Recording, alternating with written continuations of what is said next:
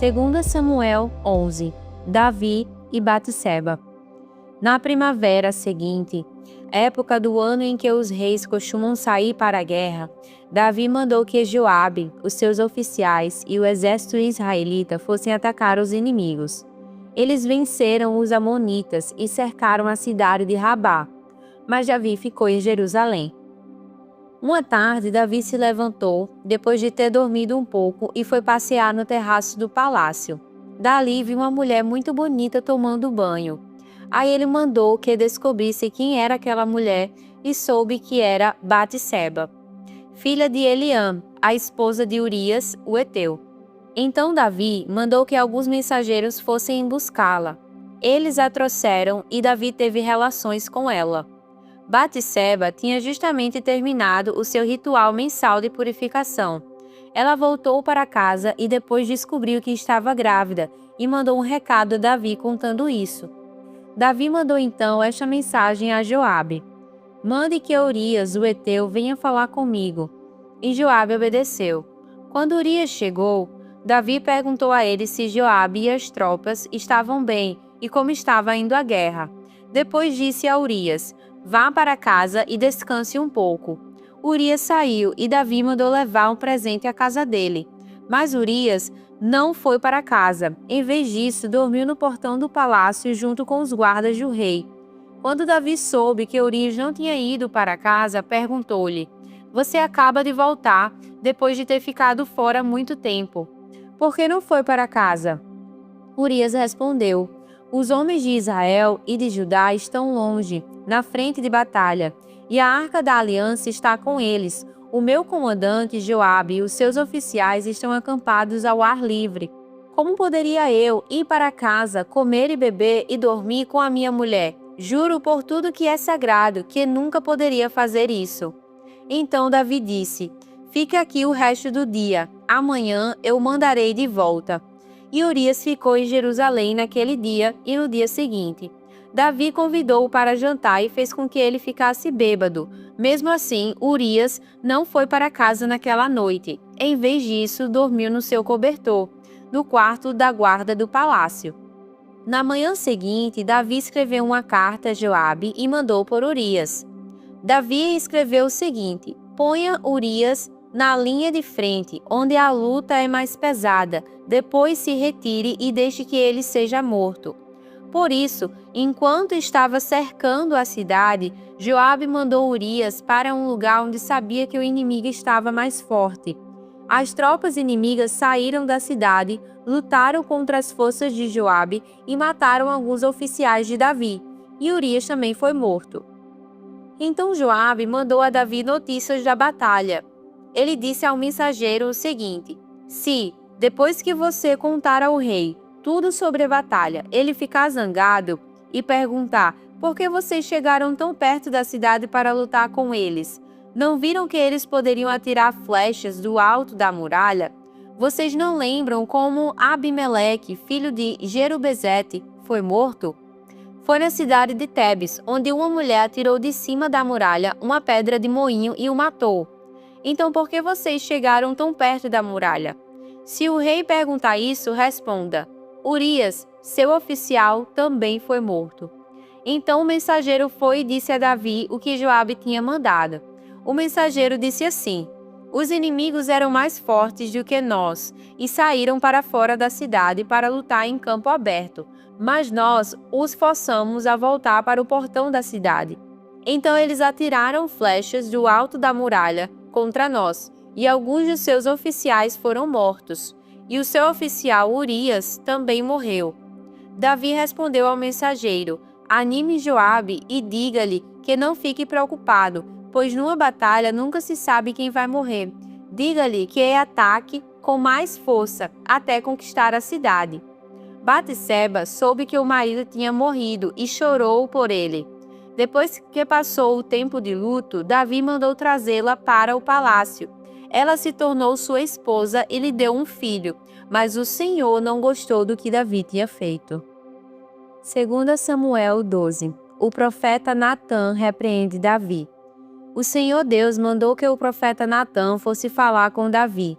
Natã foi e disse: Havia 2 homens que viviam na mesma cidade. Um era rico e o outro era pobre. O rico possuía muito gado e ovelhas, enquanto que o pobre tinha somente uma ovelha, que ele havia comprado. Ele cuidou dela e ela cresceu na sua casa, junto com os filhos dele. Ele a alimentava com a sua própria comida, deixava que ela bebesse no seu próprio copo e ela dormia no seu colo. A ovelha era como uma filha para ele. Certo dia, um visitante chegou à casa do homem rico. Este não quis matar um dos seus próprios animais para preparar uma refeição para o visitante. Em vez disso, pegou a ovelha do homem pobre, matou-a e preparou com ela uma refeição para o seu hóspede. Então Davi ficou furioso com aquele homem e disse: Eu juro pelo Senhor, o Deus vivo, que o homem que fez isso deve ser morto. Ele deverá pagar 4 vezes o que tirou, por ter feito uma coisa tão cruel. Então Natã disse a Davi: Esse homem é você, e é isto o que diz o Senhor, o Deus de Israel. Eu tornei você rei de Israel e o salvei de Saul. Eu lhe dei o reino e as mulheres dele. Tornei você rei de Israel e de Judá. E, se isso não bastasse, eu lhe teria dado 2 vezes mais. Por que é que você desobedeceu aos meus mandamentos e fez essa coisa tão horrível? Você fez com que Urias, o heteu, fosse morto na batalha, deixou que os amonitas o matassem e então ficou com a esposa dele. Portanto, porque você me desobedeceu e tomou a mulher de Urias, sempre alguns dos seus descendentes morrerão de morte violenta. E também afirmo que farei uma pessoa da sua própria família causar a sua desgraça. Você verá isso quando eu tirar as suas esposas e as der a outro homem, e ele terá relações com elas, em plena luz do dia. Você pecou escondido, em segredo, mas eu farei com que isso aconteça em plena luz do dia, para todo o povo de Israel ver. Então Davi disse: Eu pequei contra Deus, o Senhor. Natã respondeu: O Senhor perdoou o seu pecado, você não morrerá. Mas, por quê? Fazendo isso, você mostrou tanto desprezo pelo Senhor. O seu filho morrerá. Aí Natã foi para casa. A morte do filho de Davi e Batseba. Então o Senhor fez com que o filho de Davi e da mulher de Urias ficasse muito doente. Davi orou a Deus para que a criança sarasse e não quis comer nada. Entrou no seu quarto e passou a noite inteira deitado no chão. Então os funcionários do palácio tentaram fazer Davi se levantar, mas ele não quis e não comeu nada com eles. Uma semana depois, a criança morreu e os funcionários ficaram com medo de dar a notícia a Davi. Eles disseram: Enquanto a criança estava viva, Davi não respondia quando falávamos com ele. Como vamos dizer a ele que a criança morreu? Ele poderá fazer alguma loucura. Quando Davi viu os oficiais cochichando uns com os outros, compreendeu que a criança havia morrido. Então perguntou: A criança morreu? Morreu, responderam eles. Então Davi se levantou do chão, tomou um banho, penteou os cabelos e trocou de roupa. Depois foi à casa de Deus, o Senhor, e o adorou. Quando voltou ao palácio, pediu comida e comeu logo o que lhe foi servido. Aí os seus oficiais disseram: Nós não entendemos isto. Enquanto o menino estava vivo, o Senhor chorou por ele e não comeu. Mas, logo que ele morreu, o Senhor se levantou e comeu. Sim, respondeu Davi. Enquanto o menino estava vivo, eu jejuei e chorei porque o Senhor poderia ter pena de mim e não deixar que ele morresse. Mas agora que está morto, por que jejuar? Será que eu poderia fazê-lo viver novamente? Um dia eu irei para o lugar onde ele está, porém ele nunca voltará para mim. O nascimento de Salomão. Então Davi consolou a sua esposa Batseba, teve relações com ela, e ela deu à luz um filho, a quem Davi deu o nome de Salomão. Deus amou o menino e mandou que o profeta Natã lhe desse o nome de Jedidias, porque o Senhor Deus o amava. Davi conquista a cidade de Rabá. Enquanto isso, Joabe continuou a atacar Rabá, a capital do país de Amon. Quando estava para conquistar a cidade, enviou mensageiros com o seguinte recado para Davi: Eu ataquei Rabá e conquistei os seus reservatórios de água.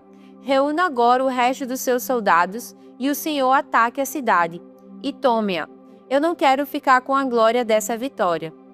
Então Davi reuniu seus soldados, foi até Rabá, atacou a cidade e a conquistou. Moloque, o ídolo que os amonitas adoravam, tinha uma coroa que pesava mais ou menos 34 quilos.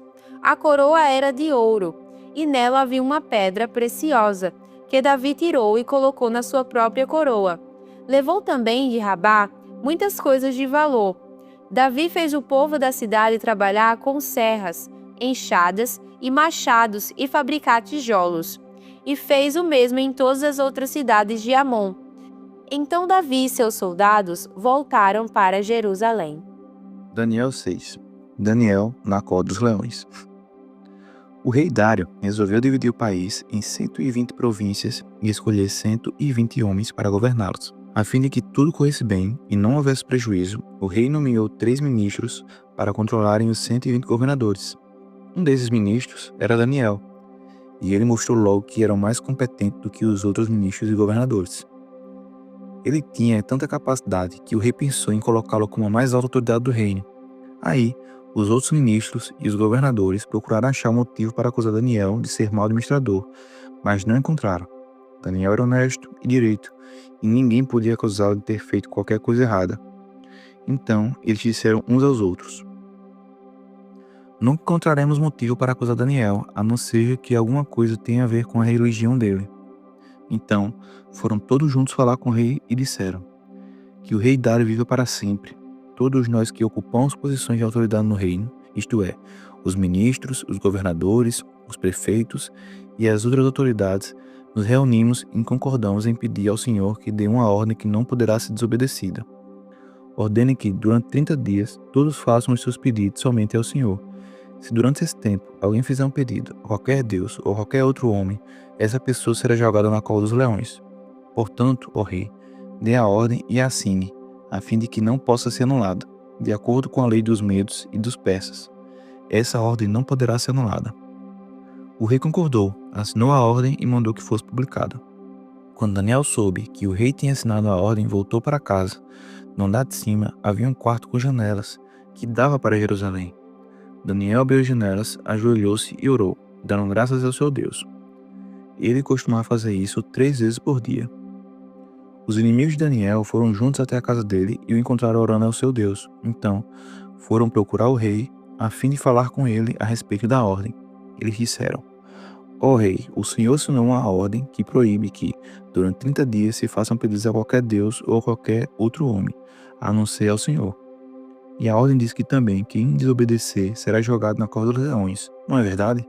O rei respondeu: "É verdade, e a ordem deve ser obedecida de acordo com a lei dos medos e dos persas. Ela não pode ser anulada." Aí eles disseram ao rei: "Mas Daniel, um dos prisioneiros que vieram da terra de Judá, não respeita o Senhor, nem se importa com a ordem, pois ora ao Deus dele 3 vezes por dia." Ao ouvir isso, o rei ficou muito triste e resolveu salvar Daniel. Até o pôr do sol daquele dia, ele fez tudo o que pôde para salvá-lo. Os inimigos de Daniel foram falar de novo com o rei e disseram: "O Senhor sabe muito bem que, de acordo com a lei dos medos e dos persas, nenhuma ordem ou lei assinada pelo rei pode ser anulada." Então o rei mandou que trouxesse Daniel e o jogasse na cova dos leões. E o rei disse a Daniel: "Espero que o seu Deus, a quem você serve com tanta dedicação, o salve." Trouxeram uma pedra e com ela taparam a boca da cova. O rei selou a pedra com seu próprio anel e com o anel das altas autoridades do reino, para que, mesmo no caso de Daniel, a lei fosse cumprida ao pé da letra. O rei voltou para o palácio, mas não comeu nada, nem se divertiu como de costume, e naquela noite não pôde dormir. De manhã, cedinho, ele se levantou e foi depressa à cova dos leões. Ali, com voz muito triste, ele disse: "Daniel, servo do Deus vivo, será que o seu Deus, a quem você serve com tanta dedicação, conseguiu salvá-lo dos leões?" Daniel respondeu: "Que o rei viva para sempre. O meu Deus mandou o seu anjo e este fechou a boca dos leões para que não inferissem, pois Deus sabe que não fiz nada contra ele, e também não cometi nenhum crime contra o Senhor." O rei, muito alegre, mandou que tirasse Daniel da cova. Assim ele foi tirado, e viram que nenhum mal havia acontecido com ele, pois havia confiado em Deus. Em seguida, o rei mandou que trouxesse os homens que tinham acusado Daniel. Todos eles, junto com suas mulheres e os seus filhos, foram jogados na cova, e antes mesmo de chegarem no fundo, os leões atacaram e os despedaçaram. Então, o rei Dário escreveu uma carta para os povos de todas as nações, raças e línguas do mundo. A carta dizia o seguinte: felicidade e paz para todos. Eu ordeno que todas as pessoas do meu reino respeitem e honrem o Deus que Daniel adora, pois ele é o Deus vivo que vive para sempre. O seu reino nunca será destruído e o seu poder nunca terá fim. Ele socorre e salva no céu e na terra. Ele faz milagres e maravilhas. Foi ele quem salvou Daniel, livrando-o de garras dos leões. E Daniel continuou a ser uma alta autoridade no governo durante o reinado de Dário e depois durante o reinado de Ciro na Pérsia. Marcos 4, verso 21. A luz. Jesus continuou: por acaso alguém acende uma lamparina para colocá-la debaixo de um cesto ou de uma cama? Claro que não. Para iluminar bem, ela deve ser colocada no lugar próprio, pois tudo que está escondido será descoberto, e tudo que está em segredo será conhecido. Se vocês têm ouvidos para ouvir, então ouçam. Disse também: cuidado com o que vocês ouvem. Deus usará para julgar vocês a mesma regra que vocês usarem para julgar os outros, e com mais dureza ainda. Quem tem receberá mais, mas quem não tem, até o pouco que tem será tirado dele. A semente. Jesus disse: o reino de Deus é como um homem que joga a semente na terra. Quer ele esteja acordado, quer esteja dormindo, ela brota e cresce, sem ele saber como isso acontece. É a própria terra que dá o seu fruto. Primeiro aparece a planta, depois a espiga e, mais tarde, os grãos que enchem a espiga. Quando as espigas ficam maduras, o homem começa a cortá-las com a foice, pois chegou o tempo da colheita. A semente de mostarda. Jesus continuou: com o que podemos comparar o reino de Deus? Que parábola podemos usar para isso? Ele é como uma semente de mostarda, que é a menor de todas as sementes, mas, depois de semeada, cresce muito, até ficar a maior de todas as plantas. E os seus ramos são tão grandes que os passarinhos fazem ninhos entre as suas folhas. O uso das parábolas. Assim, usando muitas parábolas como estas, Jesus falava ao povo, de um modo que eles podiam entender. E só falava com eles usando parábolas, mas explicava tudo em particular aos discípulos. Jesus acalmou a tempestade. Naquele dia de tardinha, Jesus disse aos discípulos: vamos para o outro lado do lago. Então eles deixaram o povo ali, subiram no barco em que Jesus estava e foram com ele, e outros barcos o acompanharam. De repente, começou a soprar um vento muito forte e as ondas arrebentavam com tanta força em cima do barco que ele já estava ficando cheio de água. Jesus estava dormindo na parte de trás do barco, com a cabeça numa almofada. Então os discípulos o acordaram e disseram: Mestre, nós vamos morrer, o senhor não se importa com isso? Então ele se levantou, falou duro com o vento e disse ao lago: silêncio, fique quieto. O vento parou e tudo ficou calmo. Aí ele perguntou: por que é que vocês são assim tão medrosos? Vocês ainda não têm fé? E os discípulos, cheios de medo, diziam uns aos outros: que homem é este que manda até no vento e nas ondas?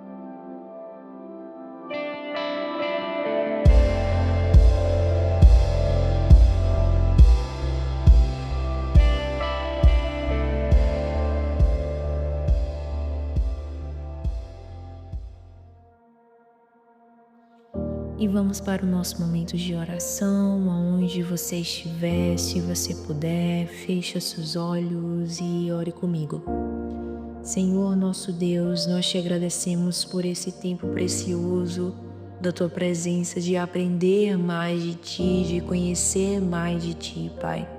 Obrigada, Senhor, por cada palavra, por cada momento de reflexão, por tudo que o Senhor tem ministrado, Pai, em nossos corações. Agora, Pai, nós queremos colocar nossa semana, nossos dias, nossa vida, Pai, diante de Ti. Que o Senhor vá à frente, Senhor, em cada passo que nós dermos, abrindo caminho, Senhor, fechando portas que não vêm de Ti, Pai. E nos ensinando a confiar, Deus, mesmo quando nós não vemos o que está por vir. Nos dá sabedoria, Senhor, para tomar decisões, coragem, Deus, para poder obedecer a Tua voz, ao que o Senhor quer de nós, Pai. Nos dá sensibilidade para ouvir o Espírito Santo. Que a nossa rotina seja sempre guiada por Ti, Senhor, e que em tudo o Teu nome, tudo que nós fizermos, que o Teu nome ele seja glorificado. Em nome de Jesus, é assim que nós choramos e te pedimos. Amém.